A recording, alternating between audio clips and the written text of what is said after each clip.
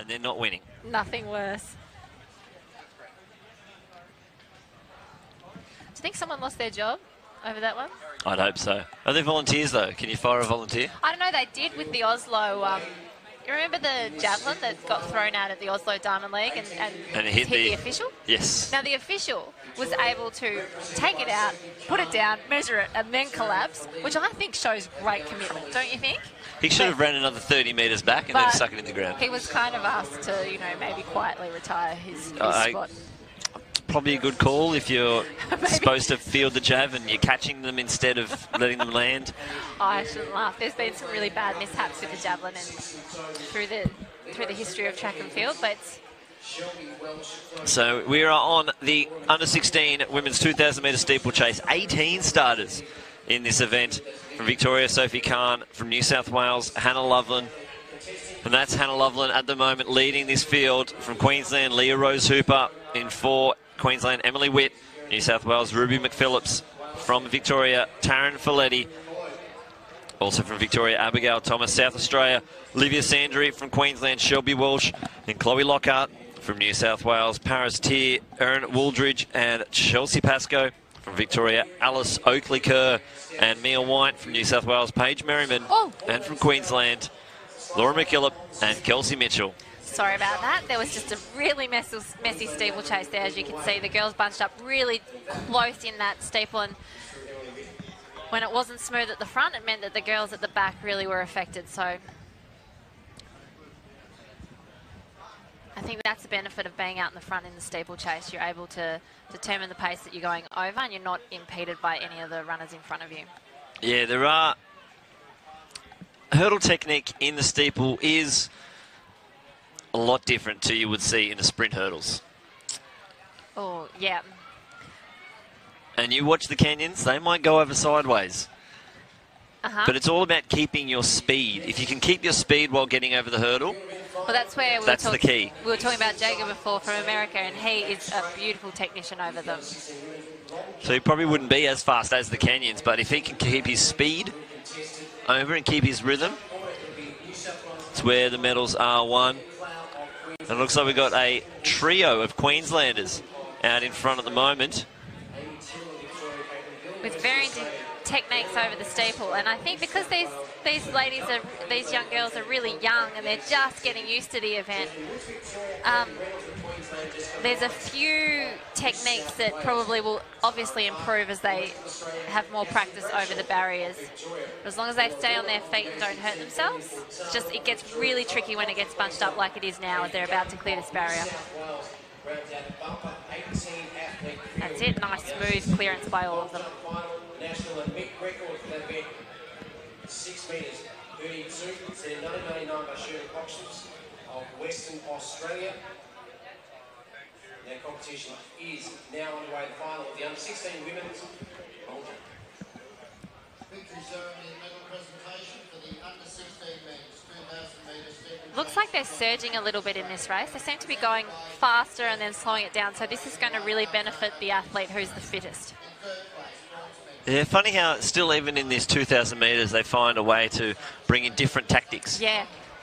Yep, and a lot of the surging in this is actually because their technique over the steeple isn't smooth yet, so they're slowing down as they're approaching the barrier, which even when their technique is quite sound, because it is bunched up still with the pace that they're running at, the girls at the back are slowing down as the girls in the front slow down to prepare for the steeple, but that's getting better. That was nice clearance by all those girls there. It looks like athlete number 6, Taryn Folletti, and Leah Rose Hooper, with Laura McKillop and Emily Witt in your first 4 athletes. So see how Folletti then, as she was heading to that steeple, she prepared for it with about 5 metres in, and she sort of sped up a little bit to get over it. When you do get to the elite level, you're right, it's a lot smoother, the transition to it and over it.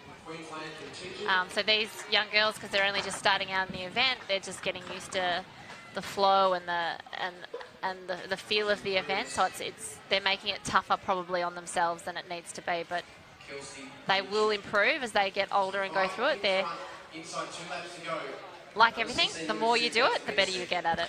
Yeah, that's exactly right. And again, these girls have only been doing this as an option for 2 years, so this would only be their second nationals or second Australian Junior Athletics Championships contesting this steeplechase. And for some, it would be the first time for many having so many athletes so close together to them. And like we said before, it is hot out there. And we've lost Erin Wooldridge. She's just walked off the track with an official with a bit of a problem, so hopefully she's okay. Starting to spread out now a little bit. But yeah, Taryn Folletti, really see her build up the cadence leading into those steeples. Emily Witt in third place at the moment. Leah Rose Hooper just on the tail of Folletti as they get the bell. We'll see who has the extra gas in the legs. And they're clearing the barriers quite nicely when they're going over them. Some nice hurdling technique. It'd be interesting to hear if they do a lot of hurdle training on the training track. Hooper now moving into the lead. 250 metres or so to go. So it's Folletti and Hooper. Folletti from Victoria on the outside, Hooper on the rail.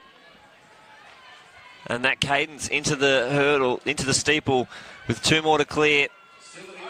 Let's put Folletti into the lead. Folletti was probably the pre-race favourite, but she's finding it hard to shake. Yeah, Hooper not going Hooper away. 2 more to go. They're really starting to wind it up. We'll see who can keep their speed off this final steeple and bring them to the home straight. And Hooper, she's found a little something extra. She's dug down deep. She's clear of it.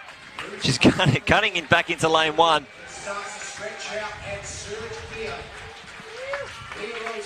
But Leah Rose Hooper will take the win. Taryn Folletti in second place, 7:09.25, the unofficial winning time. And Emily Witt will finish in third place. Tough work for those hip numbers. They're under a lot of stress in this, the wettest of track events. And what a great effort by the young ladies. They really worked hard through that race. A lot of surging. The early part of the race was quite slow, so there was a few mishaps over the steeplechase. And Folletti really tried to push that pace late, knowing that she possibly had to try and drop Hooper early before the finishing kick, but just couldn't quite break her, and Hooper came off that final steeplechase. The better of the two, and sprint finish to the finish line. 7:09.24, the official winning time there for Leah Rose Hooper. The Victorian Taryn Folletti, 7:10.26. Emily Witt in third place, 7:16.10. That's your top 3 in the women's under 16 2,000 metre steeplechase.